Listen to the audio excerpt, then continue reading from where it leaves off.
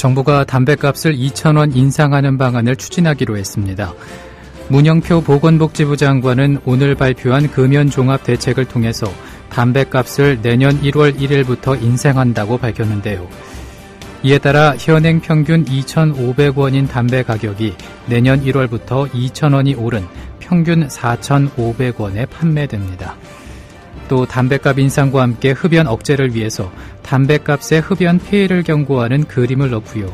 소매점의 담배 광고도 전면 금지하기로 했는데요.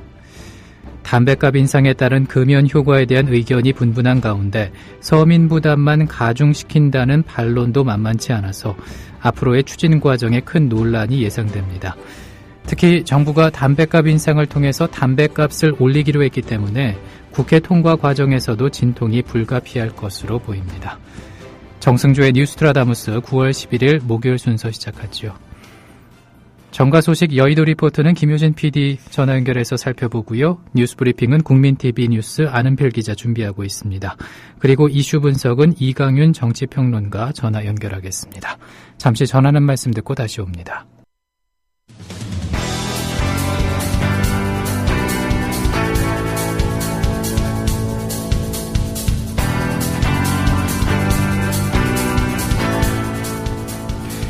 (9월 11일) 목요일 뉴스트라다무스 함께하고 계십니다. 정가 소식 여의도 리포트 시간인데요. 김효진 PD 전화 연결돼 있습니다. 안녕하십니까? 네, 안녕하세요. 김효진입니다. 예, 오늘은 추석 연휴 뒤 처음 맞는 공식 근무일인데 네. 그 세월호 특별법을 둘러싼 정치권의 논의에 진전이 있는지 궁금합니다. 일단은 그 여야 입장은 어떻게 나오고 있습니까? 여야의 입장은 아직 공식적으로 내지는 표면적으로 달라진 건 없습니다. 예. 오늘도 여전히 공전 모드가 이어지고 있습니다.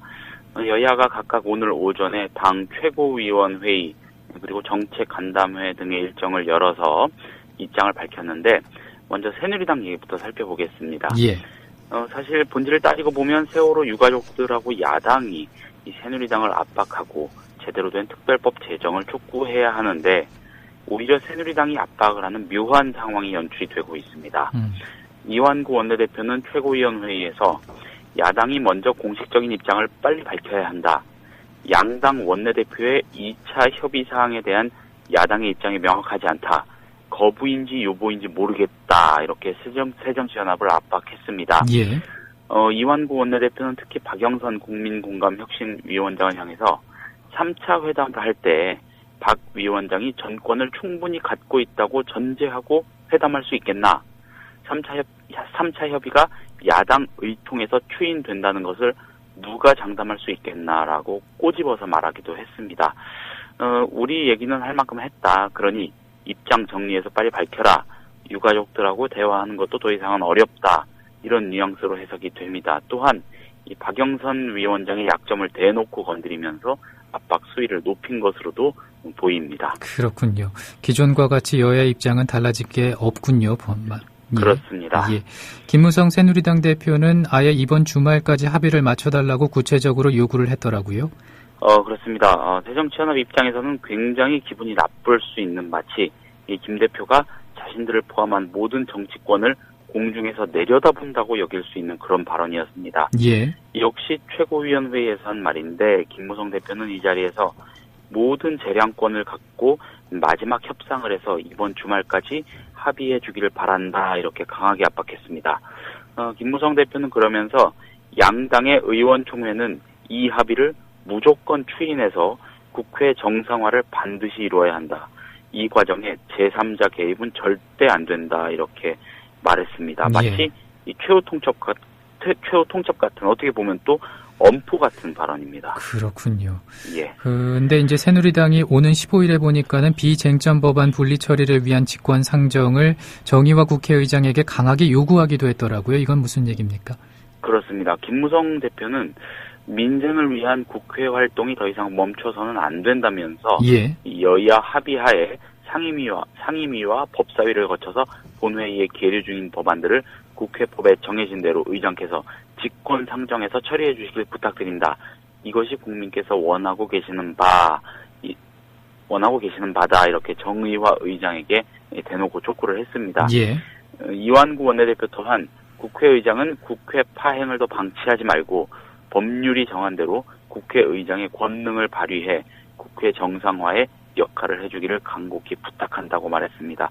뭐 말이 부탁이지 사실상 국회의장을 압박한 것이나 다름없는 그런 어조입니다. 그렇군요. 좀 강하게 얘기한 그런 어조라고 볼 수 있겠습니다. 그렇습니다. 근데 이런 상황에서 정의화 국회의장의 반응이 궁금한데 어떻게 나왔습니까?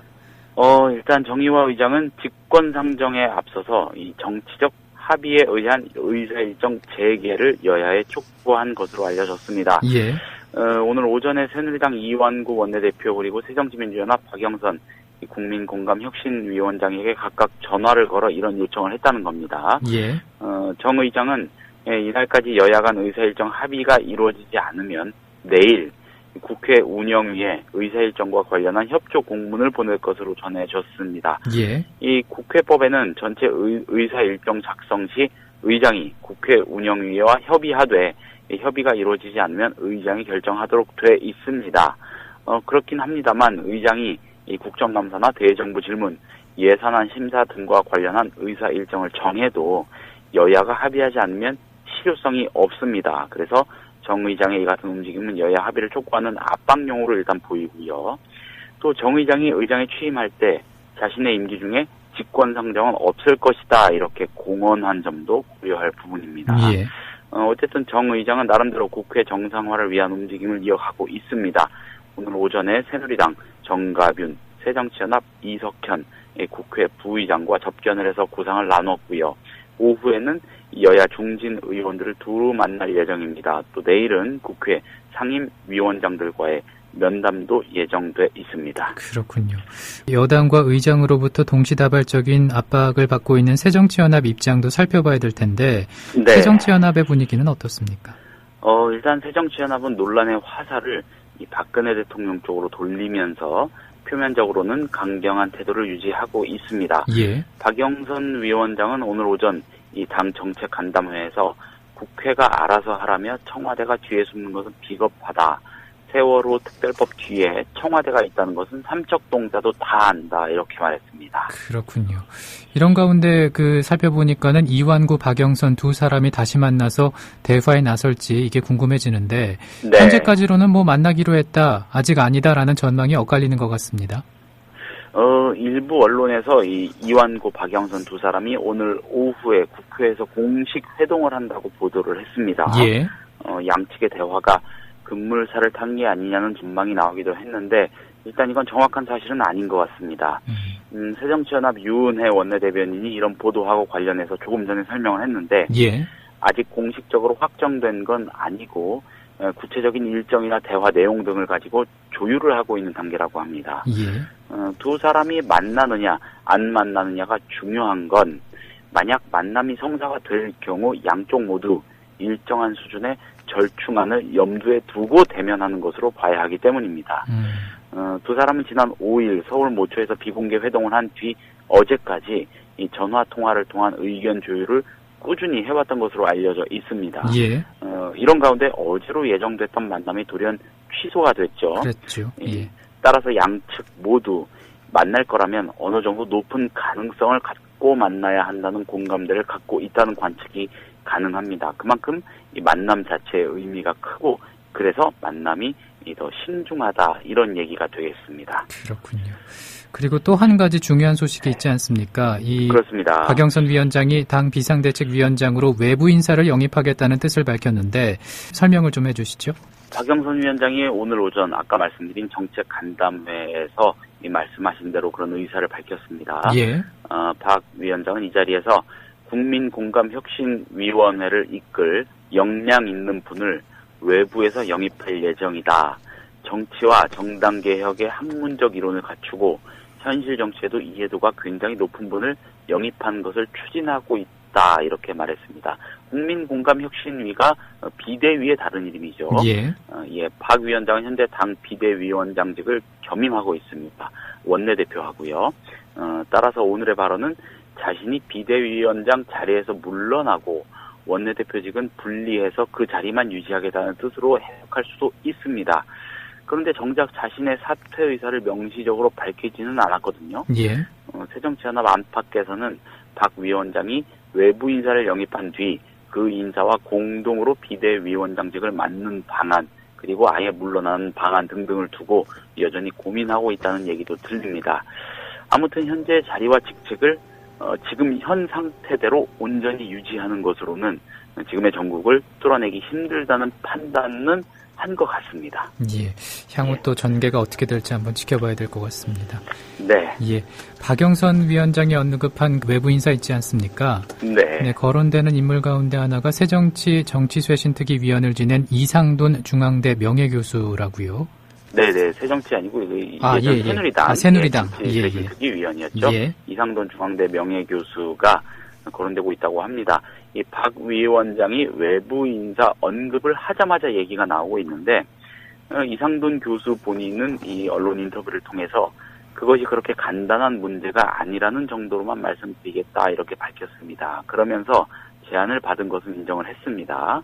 어쨌든 지금 마음은 긍정도 부정도 아닌 것으로 보이는데 뭔가 적극적으로 또 긴박하게 얘기가 오가고 있다는 사실 자체는 인정한 것으로도 역시 풀이가 됩니다.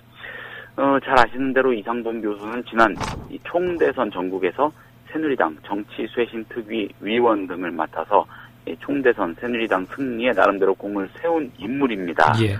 그런데 이후에 박근혜 대통령하고 청와대를 향해서 뭔가 사안이 터질 때마다 쓴소리를 아끼지 않았고 심지어 이 박근혜 대통령이 언급하기를 굉장히 꺼려하는 이 아버지 박정희 전 대통령 시절에 관련된 그런 현안에 관해서도 거침없는 입장 표명을 했습니다. 이 때문에 박 대통령의 인사수첩에서 완전히 배제된 게 아니냐는 평가를 받아오기도 했습니다. 왜냐하면 당연히 어떤 형태로든 박근혜 정부의 참여, 가담, 관여를 할 것으로 기대를 모았었기 때문입니다. 그렇군요. 화제를 좀 바꿔서 얘기해 보겠습니다. 오늘 네. 오프닝에서 좀 얘기를 했는데 정부가 오늘 담뱃값 인상안을 여당에 보고하지 않았습니까? 또 이런 그렇습니다. 내용의 핵심인 종합금연대책이 발표가 된 상황이고요. 네. 이제 관건은 이 방안이 정치권을 통과할지 여부인데 분위기 어떻습니까?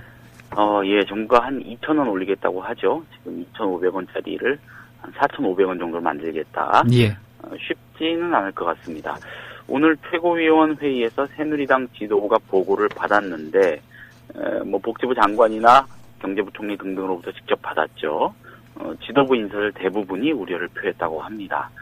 인상 자체는 어느 정도 공감하는데 그 폭이 너무 크다는 이유였다고 하고요. 예. 특히 이 박근혜 대통령의 복심 가운데 한 명으로 알려진 서청원 최고위원이 일시에 90%를 올리는 것은 상당한 부담이다. 이렇게 강하게 반대 입장을 냈던 것으로 알려졌습니다. 예.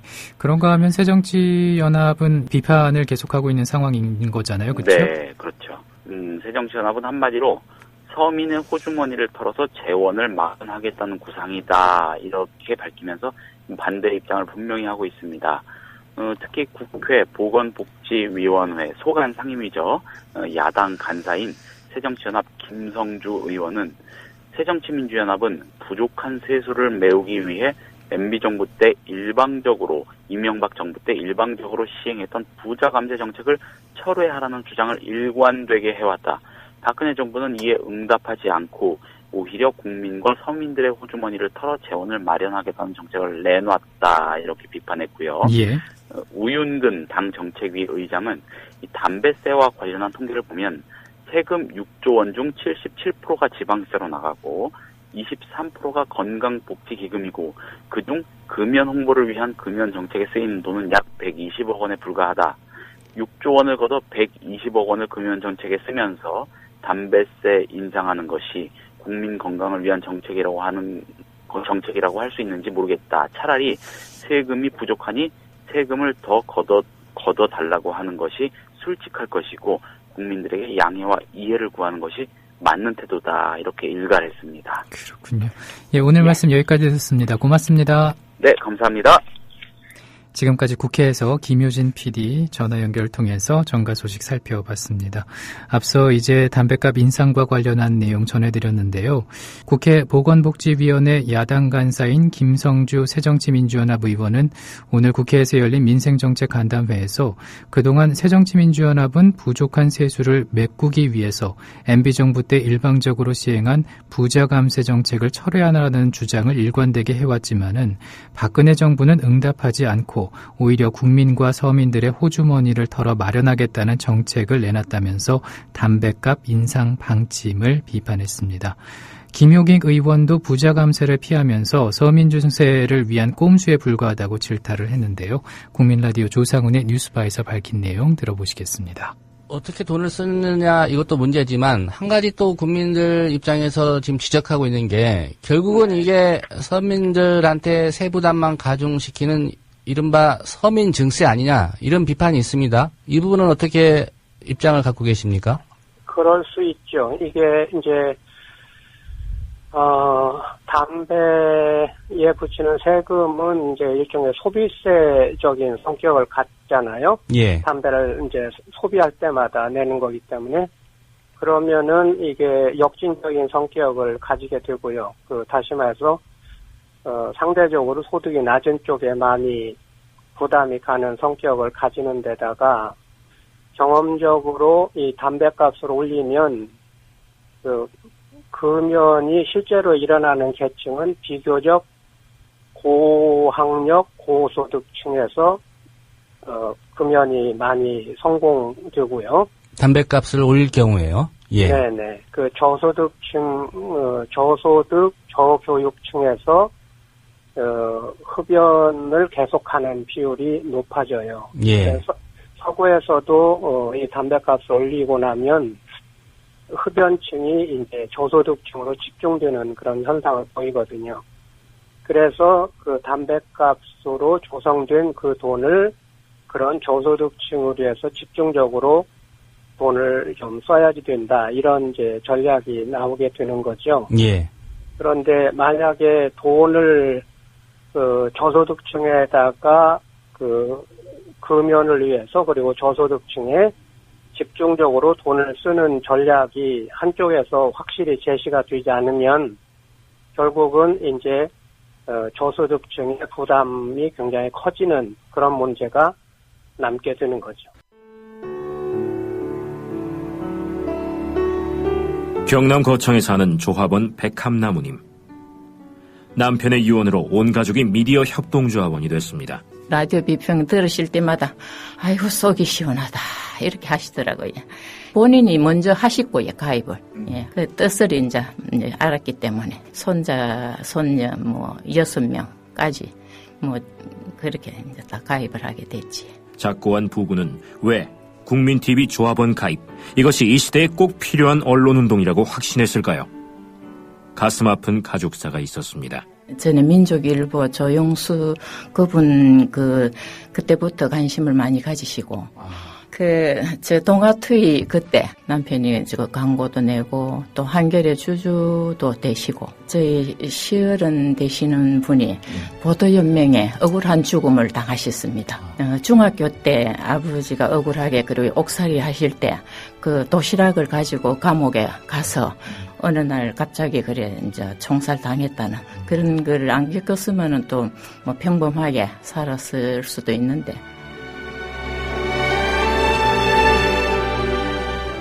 여러분도 공정언론 건설에 함께하지 않으시겠습니까? 국민.tv 미디어 협동조합 홈페이지에 들어오셔서 조합원으로 가입해주세요. 전화 서울 3144-7737, 3144-0933으로도 하실 수 있습니다. 국민라디오 뉴스트라다무스 함께하고 계신 현재 시각이 2시 21분입니다. 이번에는 뉴스브리핑 살펴보겠습니다. 국민TV 뉴스 안은필 기자 스튜디오에 모셨습니다. 어서 오십시오. 예, 안녕하세요. 예, 오늘 또 주목해야 될 뉴스 가운데 하나가 원세훈 전 국정원장 관련 판결 결과인데 대선 개입 혐의에 대한 1심 판결이 현재 진행 중이지 않습니까? 예, 그렇습니다. 방금 속보가 들어왔는데요. 예. 원세훈 전 국정원장의 국정원법 위반 혐의는 인정된다라고 법원이 밝힌 것으로 지금 막 들어왔습니다. 인정이 됐군요. 현재 판결문을 읽고 있는 상황인데요. 예.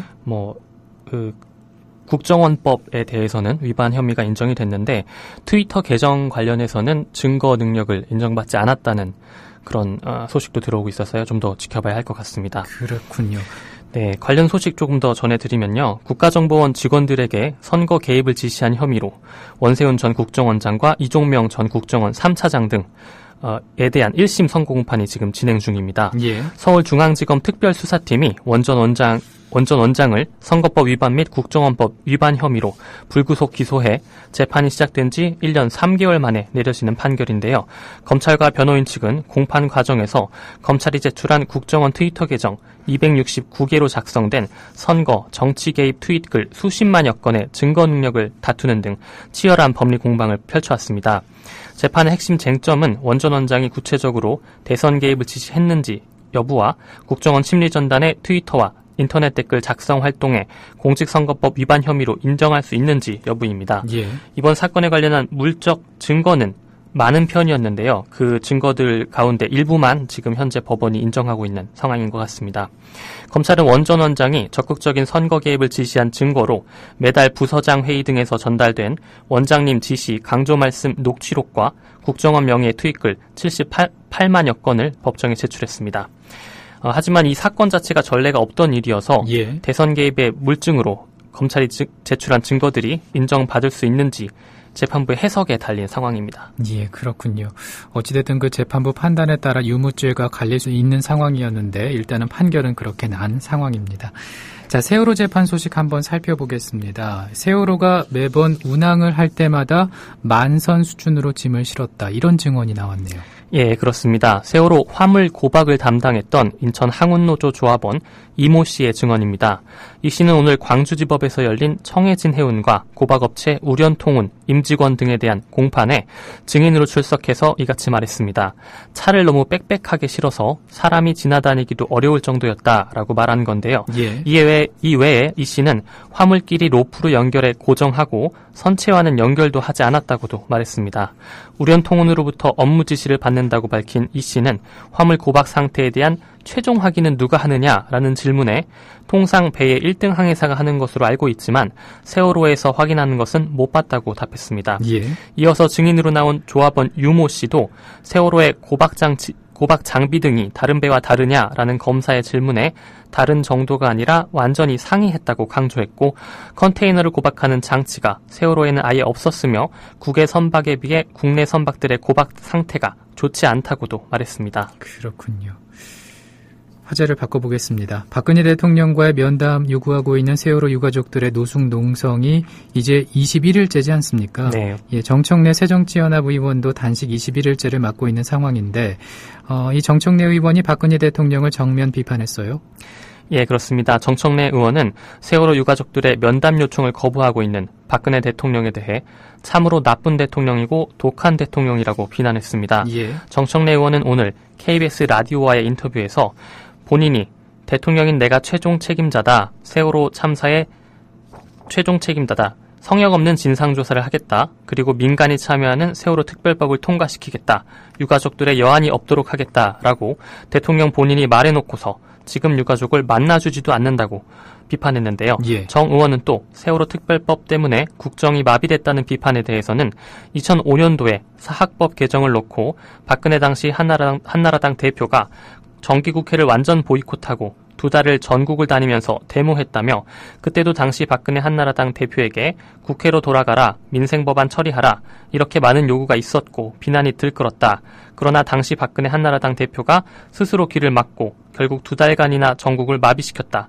그래서 결국 노무현 전 대통령이 그때 당시 야당 한나라당의 요구를 들어서 사학법을 개정할 수밖에 없었는데 본인들은 그렇게 완전히 국회를 2달 동안 예산 심의도 거부하고 팽개쳐놓고 이제 와서 언제 그랬냐는 듯이 이렇게 얘기하는 것은 한마디로 좀 모렴치한 것이라고 반박했습니다. 예. 다큐멘터리 영화 100년 전쟁 만든 김지연 감독 있지 않습니까? 이 네. 세월호의 마지막 변침 직전 상황에 대해서 새로운 주장을 내놨는데 뭔가 하니 그 세월호가 급변침 직전까지 지그재그로 운항했다 이런 주장이죠. 예, 그렇습니다. 이 내용은 김지영 감독이 지난 3일 한겨레 TV 김어준의 파파이스에 출연해서 밝힌 내용인데요. 예.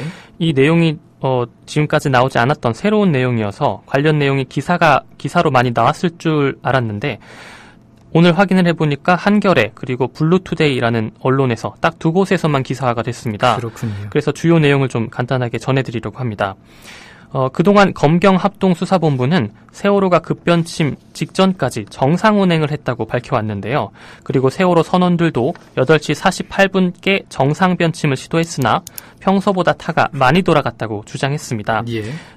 그 8시 48분 이전까지는 정상 운행을 했다 이런 주장인데요.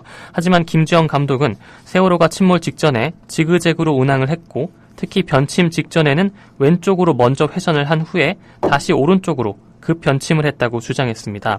김 감독은 세월호의 항적을 영상으로 재현하기 위해 수집한 각종 데이터들을 정리하는 과정에서 이를 발견했다고 밝혔는데요. 예. 김 감독은 직선으로 정상 운항하다 변침한 경우와 왼쪽으로 틀었다가 오른쪽으로 급변침을 하는 경우를 비교해보면 왼쪽으로 틀었다 급변침하는 경우가 배가 3배 정도 더 기울어지는 효과를 낸다고 설명했습니다.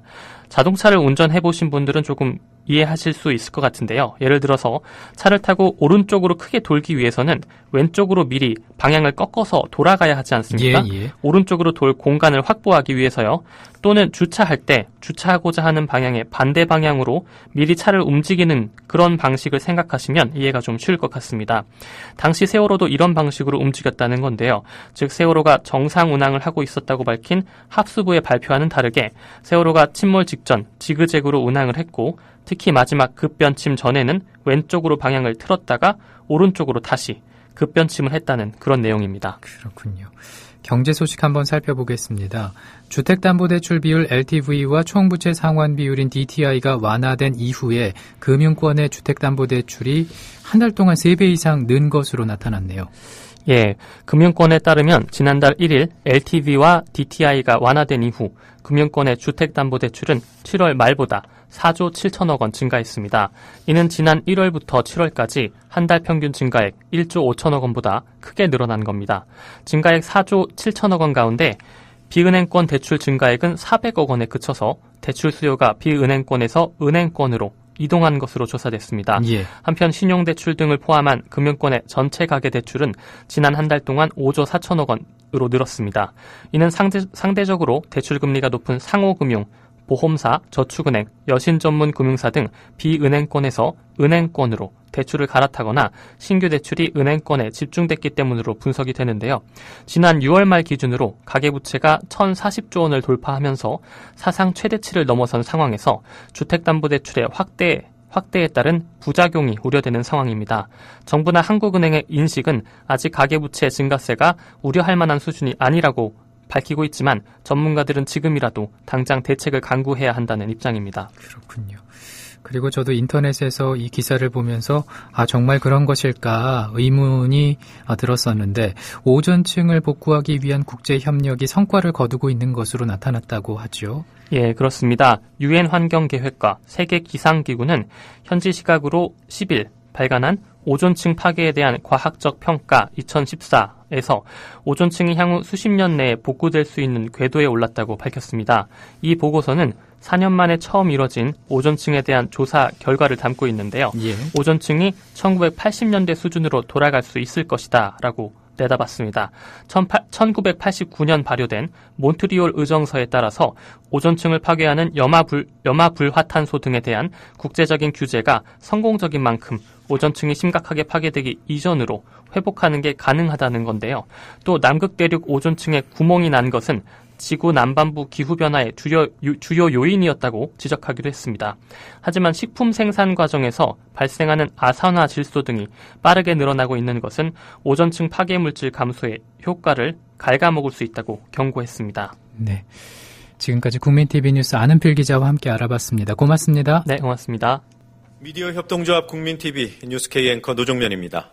정치 권력, 재벌, 특정 지배주주로부터 오염되지 않는 언론, 국민TV가 그 실험을 해나가고 있습니다. 이런 언론이 지속 가능하다면 다른 여러 언론도 따라올 것입니다. 닻을 올린 국민TV, 순항하도록 힘을 실어주십시오.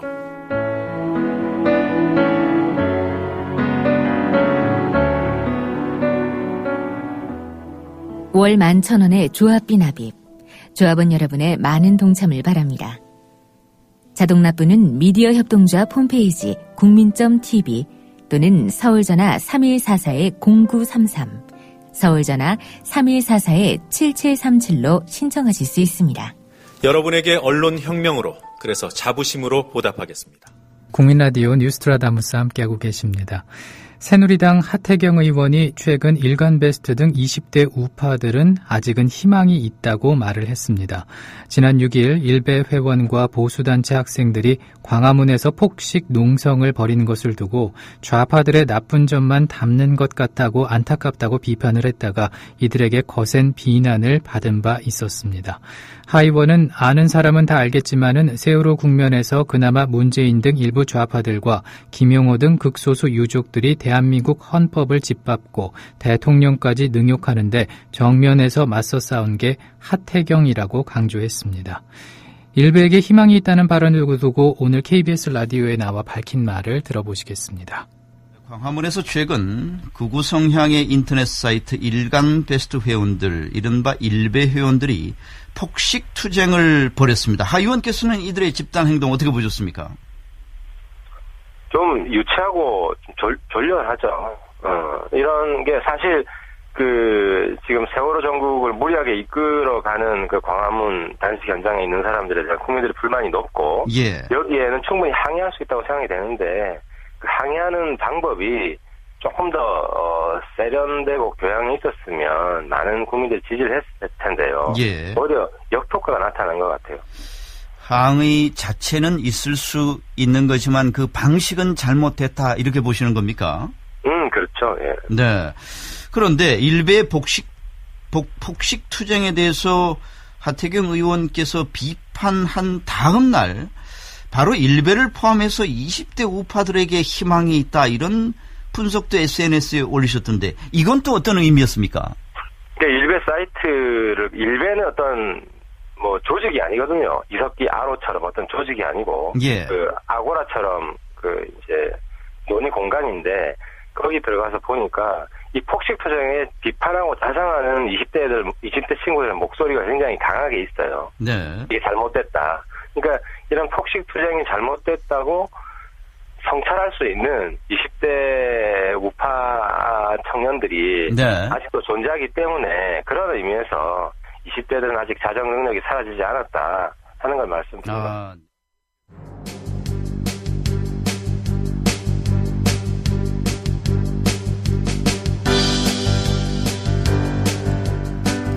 계속해서 이슈 분석 시간입니다. 오늘은 이강윤 정치평론가 전화 연결되어 있습니다. 안녕하십니까? 안녕하세요. 예. 먼저 이 질문부터 드리고 싶습니다. 지금 이 시각 이슈를 모으고 있는 뉴스가 아닐까 싶은데, 원세훈 전 국정원장 관련해서 이제 법원이 국정원법 위반 혐의 인정된다고 판결을 했습니다. 네. 예, 어떻게 보십니까? 좀 더 상보가 나와 봐야 되고, 예. 그리고 이후 계속될 법 2심, 3심 이런 것들도 당연히 귀추를 주목해야겠죠. 어쨌거나 국정원법은 유죄인데, 지금 중요한 것은 공직자선거법이 유죄인가 무죄인가, 이게 가장 핵심적인 거 아니겠습니까? 예. 공직자선거법에 대해서 유죄가 나온다면은 그것은 지난 18대 대선의 원천적 부정을 사법부에서 인정하는 것이고, 그것은 정권 출범의 정통성과 직결되는 것이고요. 그것은 바로 지금은 세월호가 최대 이슈지만, 그리고 정권 출범한 지 1년 7개월쯤 되어 가는데, 그럼에도 불구하고 원천적으로 부정하게 출범한 정권 아니냐, 이것은 여짓것의 여야 공방 이런 것들의 차원을 완전히 바꿔버릴 만큼 큰 파괴력을 가질 겁니다. 예. 그것을 정치권이 어떻게 공방 또는 수용 또는 논의해가느냐와는 별개로, 어쨌거나 그 정통성을 훼손한다는 것은 쉽게 말해서는 잘못됐다, 이것은 이렇지 않다라는 선언 아니겠습니까? 예, 예. 그런데 지금 오늘 나온 것은 일단 국정원법 위반이기 때문에, 국정원법 위반이라는 것은 국정원 직원이 지녀야 할 무슨 직무에 관한 규정이나 이런 것들을 규정하고 있는 거 아니겠어요? 예, 예. 그래서 지금 오늘 방금 나온 속보만 가지고 원세훈 전 국정원장, 우리가 뭐 지금 아주 뭐 솔직히 말씀을 드리자면 원세훈 전 국정원장의 뭐 개인 비리, 뭐 어느 건설업자로부터 1억 얼마를 받았다느니 뭐 생일 선물로 뭘 받았고 돌려줬고 이런 것은 그 개인의 도덕성이나 형편없음으로 치부할 수 있는 거고 사실 그게 지금 초미의 관심사는 아니지 않습니까? 예. 그런 점에서는 뭐 대강의 예측과 크게 다르지는 않다. 다만 공직자선거법에 대해서 어떻게 판정할 것인가로 다시 한번 초점이 모아지는 그런 일단은 이 시점까지는 그렇게 정리를 해야 될 것 같습니다. 그렇군요. 그리고 이제 세월호 전국에 대한 얘기를 안 할 수가 없습니다. 뭐 계속 시간이 길어지고 있고 출구는 여전히 안 보이는 상황인데 네. 일단은 강경 일변도인 여당의 모습을 두고 왜 계속 이런 모습을 보일까 생각하게 되는데 어떻게 생각하십니까? 차제에 한번 그 논점을 정리를 해보고 싶은데요. 물론 세월호 참사 이후 지금 뭐 120일이 훨씬 훌쩍 지났고 계절이 벌써 2번을 바뀌면서도 계속 지지부진하고 있으니까 답답하게 여기시는 분들 중에 많은 분들이 뭐 야당이 너무 야당답지 못하다. 제대로 역할을 못해서 이러는 거 아니냐라는 불만과 비판 많이 제기하고 계십니다. 물론 그런 소지 다분합니다. 그렇지만 기본적으로는 집권 여당과 청와대, 즉 이걸 그냥 묶어서 저는 국정 담임 세력이라고 말하고 싶은데요. 청와대는 항상 당정 분리를 내세우면서 선을 그으려고 하지만 그건 그어질 선은 아닌 것이죠. 국정 담임 세력에게 1차적 책임이 있다는 것은 우리가 명백히 하고 넘어가야겠다. 그런 그 모르쇠로 일관하고 심지어 후안무치하기까지 한 국정 담임 세력을 효과적으로 제어하지 못한 채 이 말도 안 되는 전대미문의 참사가 아무런 진전사항도 없이 이렇게 교착 상태에 빠지니까 야당 너희들 참 답답해서 못 보겠다. 이것은 맞는 꾸지람이긴 하지만 문제의 본질을 자칫 놓칠 수 있다. 일단 가장 최대의 책임을 지고 있는 것은 두말할 필요 없이 청와대와 새누리당이죠. 정부도 거기서 벗어날 수 없고요. 그것을 효과적으로 대응하지 못하는 데 대한 답답함의 타소연이다. 이렇게 해석을 하고자 합니다. 마치 이런 표현을 해서 저도 대단히 송구합니다만 주적과 종적 뭐 이런 게 있는 거 아닙니까? 주된 적과 주된 변수가 있고 거기에 따라가는 종속 변수가 있다면 우리가 주와 종은 구분해서 보는 것이 사태의 본질을 잃지 않는 것이고 해법을 찾아가는 과정에서 설령 길을 잃더라도 방향을 제대로 찾아갈 수 있는 것이 중요할 테니까 원천적 책임 소재가 어디 있느냐를 봐야 될 텐데 기본적으로 강경 일변도인 여당은 이것은 꼭 우리들만의 잘못이 아니다. 그동안 누적된 병폐 탓이다. 까지는 우리가 상당 부분 동의할 수 있어요. 이게 대한민국이 뭐 아주 잘해오다가 갑자기 박근혜 정부 취임하면서부터 뭐 해운협회가 이상한 뭐 부정을 하고 뭐 청해진 해운이 그전까지는 잘하다가 뭐 하고 그런 건 사실 아니지 않습니까? 우리가 과도 급속 성장, 개발 독재를 해오면서 효율성에만 치우쳤던 나머지 그냥 그런 잘못된 것이 있음을 알면서도 일단은 우리가 먼저 성장을 하자. 뭐 이게 그러니까 좋은 게 좋은 거다. 이렇게 쭉 몇십 년을 지나오다 보니까 관행처럼 그리고 관행이 지나쳐서 너무 당연한 것으로 인식해온 것은 분명히 있죠. 누적된 병폐라는 데까지는 상당 부분 동의할 수 있는데 누적된 병폐 때문에 생긴 것이니까 그러므로 현 국정 담임 세력에게는 그렇게 큰 잘못이 있는 건 아니고 그러므로 자기들이 그렇게 또 책임질 게 큰 건 아니다. 라고 지금 인식을 하고 있는 것 같아요. 이것은 분명히 논리적으로 잘못된 비약이고 궤변인 것이죠. 그러면 국정 담임 세력이라는 것은 뭡니까? 지루하시겠지만 정치학 교과서 1장에 나오는 건데 주권자인 국민으로부터 표를 많이 받아서 위임받은 것이거든요. 5년 동안 이 나라를 잘 운영해봐라.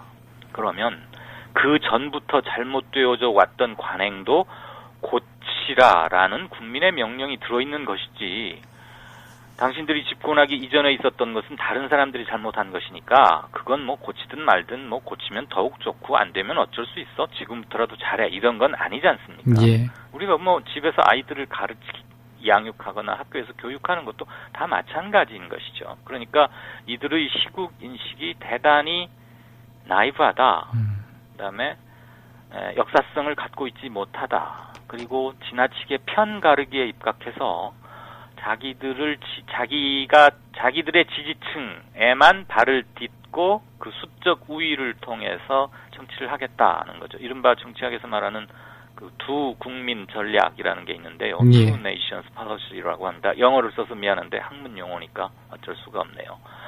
그렇다면은 투표를 통해서 뭘 하거나 할 의미가 없어지는 것이죠. 우리가 민주주의를 채택할 이유도 없는 것이고. 게다가 기본적으로 그런 인식을 갖고 있는데 저는 그게 잘못됐다는 것을 반드시 그리고 분명히 지적하고 싶고요.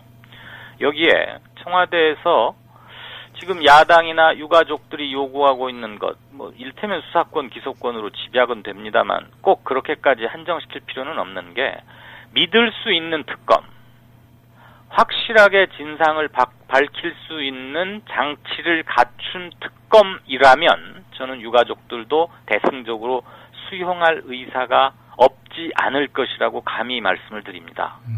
그러니까 수사권과 기소권 이 세 글자를 꽁꽁꽁 찍어놔야만 합의를 하겠다 이런 건 아닐 거고 어떤 형식이 되었건 진상만 확실히 밝혀낼 수 있게 하자라는 것이거든요. 예. 그런데 청와대에서는 야당이나 유가족들 요구는 절대 수용할 수 없다. 이런 뉘앙스를 계속해서 음으로 양으로 강조해오고 내비치고 있고 유지해오고 있지 않습니까? 그러면 이게 새누리당, 집권 여당에게 가이드라인으로 작용을 하는 것이죠. 일정한 선을 그어주고 그 안에서만 어떻게 해봐라라고 인식하는 거 아니겠어요? 더군다나 여야 두 원내대표가 다 아시다시피 두 번의 협상안을 만들어내는 과정에서 그게 유가족들에 의해서 거부됐고 국민들 상당수가 아니 그건 말이 안 된다. 유가족들 뜻이 옳다라고 각종 여론조사에서도 확인되는 거 아닙니까? 예. 그런데 어쨌거나 뭐 야당의 뭐 미숙함 탓이든 무슨 탓이든 형식적으로는 야당이 두 번을 그게 뒤집은 꼴이 돼버렸지 않습니까? 그러니까 새누리당 내에는 지금 이렇게 꼬여있는 건 합의를 했다가 두 번이나 번복한 야당에게 더 책임이 크다. 우리는 할 만큼 했다. 이런 야당 책임론이 다수인 거예요. 그러니까 이완구 대표로서는 원내대표, 협상대표라는 게 뭐예요? 항상 그 강온, 그 대립하기 마련인, 분포돼 있기 마련인 강온 의견을 적절히 조율해서 자기가 정권을 위임받아서 두 강온 기류 사이에 절묘한 점을 찾고 그게 이제 당내의 컨센서스를 만들어가는 과정이죠. 야당과도 그런 과정을 거쳐서 모두를 만족시킬 수는 없지만 그러니까 모두를 흡족하게 만족시킬 수는 없지만 모든 사람이 이건 아니다라고 하는 것은 피해가는 게 사실 협상의 기본인데 예. 그거를 할 자체적 능력이 별로 없어 보입니다. 그만큼 유한구 대표가 강경파들을 설득해낼 힘을 갖고 있지 못하다. 왜? 청와대에서 대단히 완강하기 때문에. 그런 고로 본질적으로 세월호 참사가 터졌을 때 이것은 바로 정권 책임론이라는 게 꼭 누가 부추겨서가 아니고 국민들 사이에 자연스럽게 떠오른 거거든요. 예. 어쨌거나 그날 4월 16일 아침부터 뭐 열흘 며칠 동안 정부의 모든 공적 기능은 거의 실종되다시피 제대로 돌아간 게 하나도 없었지 않습니까? 그럼 누적된 병폐도 있고 지금 현재 이 정부가 책임을 지고 있는 정부의 공식적 활동 기능이 정지되거나 실종되거나 전혀 작동하지 않았으니까 그 부분에 정권 책임이 있는 건 너무 당연한 이치가 아닙니까? 예. 그런데 이게 여야 간에 무슨 땅 뺏기 또는 성을 공격하고 성을 지키는 이런 식으로 가버리다 흘러버리니까 즉 바뀌어버리니까 정권 책임론이 그만 스멀스멀 없어져 버린 거예요. 그러면 지금 국정 담임 세력으로서는 그것을 마다할 리가 없겠죠. 예. 계속 논점이 정권 책임론 한 곳으로 모아져 있다면 대단히 곤혹스러울 것입니다. 이것은 사실 정권을 제대로 유지하기조차 힘들 만큼 어마어마한 사건임에도 불구하고 120일이 지나고 있음에도 불구하고 논의 과정에서 정권 책임론은 없어져 버린 거죠.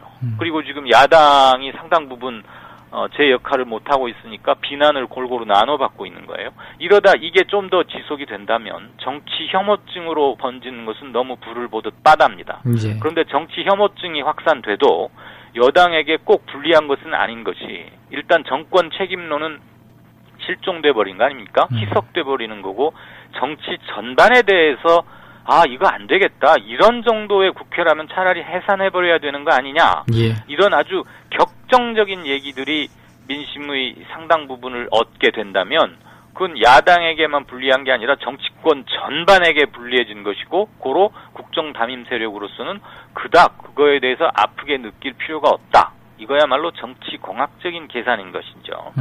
지금까지는 그러고 있습니다. 여당이. 예. 그리고 이 국면이 장기화돼서 자기들에게 좋지 않을 것임을 알고도 있을 거예요.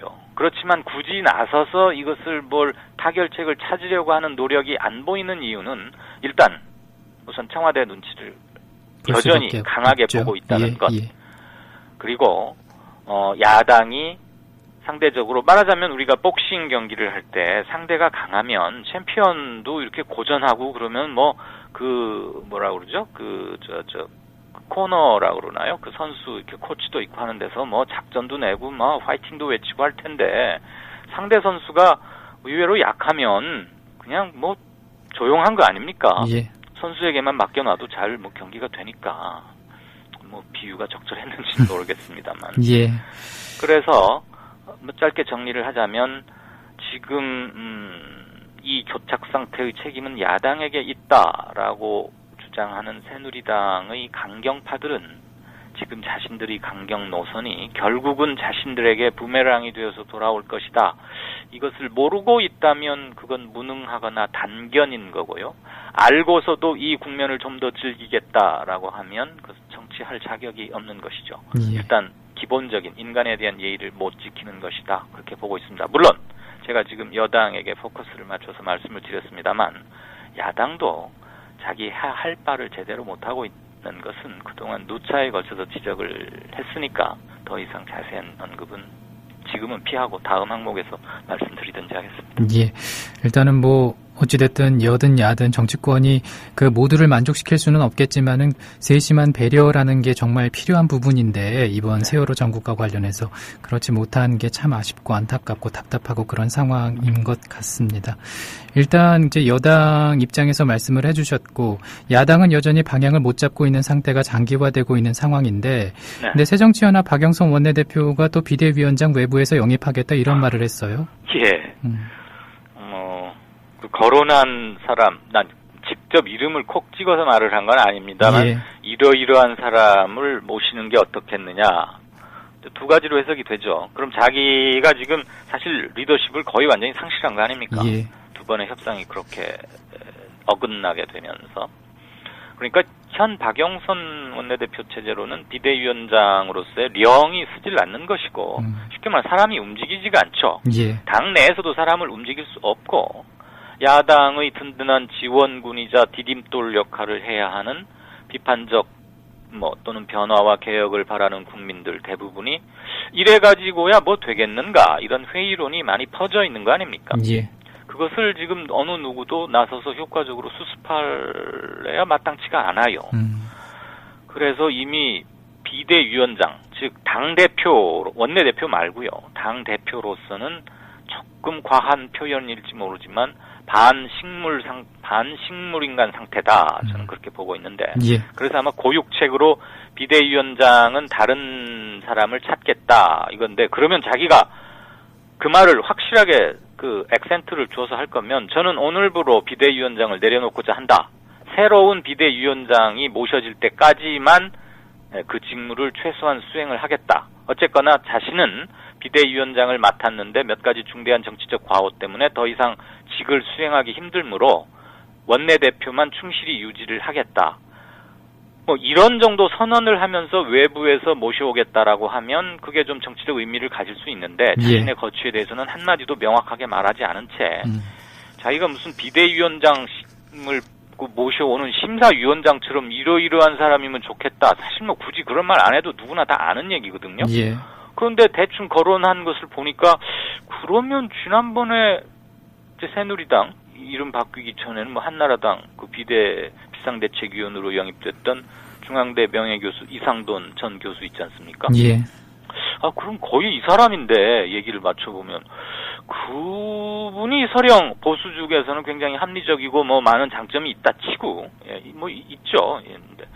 그런데 저쪽에서 중요한 역할을 현재도 하고 있는 건 아니지만 대선 국면에서 중요한 역할을 했던 사람을 바로 이리 데려온다? 그거는 좀 사람들 정서상 조금 그런 거 아닙니까?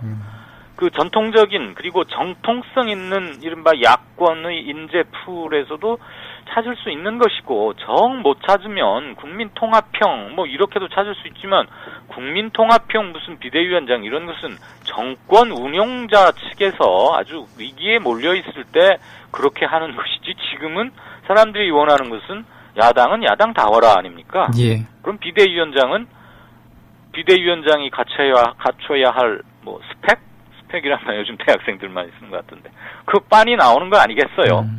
그래서 조금 좀 생뚱맞다, 의아하다 이런 반응들이 나오는데 저는 그런 반응들 당연하다고 보고요. 예.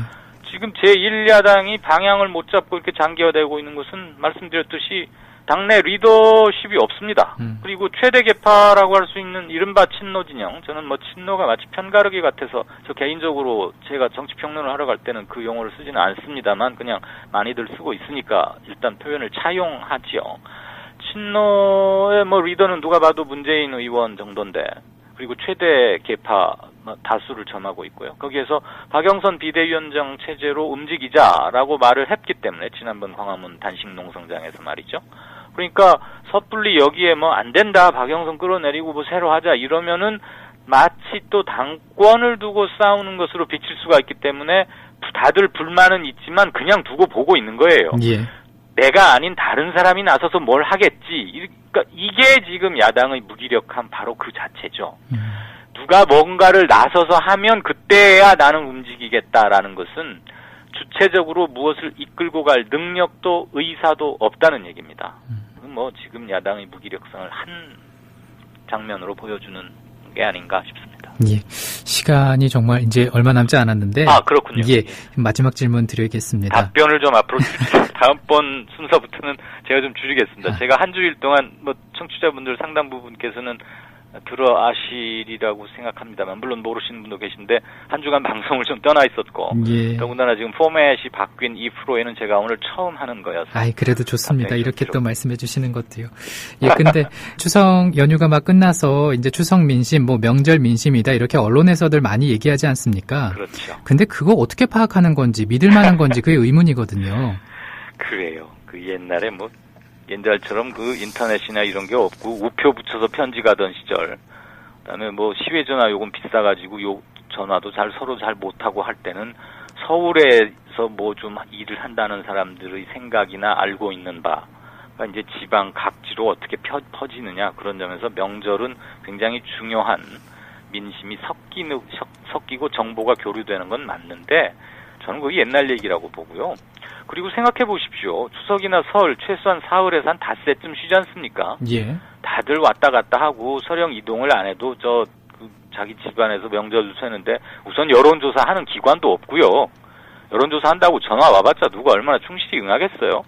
그럼 결국 언론사에서는 그 정치하는 사람, 국회의원들 몇몇 사람, 뭐 지역적 대표성 가진 사람들 전화해서 내려갔더니 어떻게들 말하십니까? 되게 비슷해요. 근데 내려가 봐야 뭐 전혀 새로운 얘기 듣는 거 아니고요. 또 아무래도 가다 보면 자기하고 가까운 사람들, 평소에 소통하는 사람들을 주로 만나지 자기하고 정치적으로 전혀 입장이 다른 사람 찾아가서 어떻게 하냐고 묻는 건 말이 그렇지 쉽지 않거든요. 왜냐하면 우리나라는 국회의원이 마치 무슨 지방에 내려가면 큰 무슨 소통령이나 되는 양 그렇게 어깨에 힘들 주고 권력자들 노릇을 하는데 그렇게 중진이 될수록 그가 만나는 사람들은 훨씬 좁혀져요. 예. 그래서 동종교배를 하기가 쉽죠. 그러니까 여당 의원한테 들어보고 야당 의원한테 들어봐야 크게 뭐 새로운 얘기는 없습니다. 그런데 명절을 세고 나면 사람들 왔다 갔다 하고 어쨌거나 중요한 전국 현안이나 시사 현안 얘기할 거 아닙니까? 예. 그럼 그것을 그냥 관성의 법칙에 의해서 되게 이런 얘기들이 오갔고 그래서 보면은 되게 양비론이나 양시론 또는 왜곡되는 얘기를 이렇게 평면적으로 나열하거나 배치하는 경우가 많습니다. 예. 저는 인터넷 혁명이 있기 전에는 명절 민심이라는 거 어느 정도 정치적 의미를 획득했지만 교통과 통신 그리고 인터넷이 비약적으로 상상도 못할 만큼 혁명적으로 발전한 지금에서는 그렇게 큰 건 아니고 아마 관습적으로 이런 기사들을 쓰는 것 같고요. 그거보다는 정보보다는 정서의 교류가 훨씬 중요하다고 봅니다. 예. 오늘 말씀 고맙습니다. 네, 다음번부터는 저 답변을 확 줄이고 아이템을 좀 들려야 되겠습니다. 예. 고생하셨습니다. 고생하셨습니다.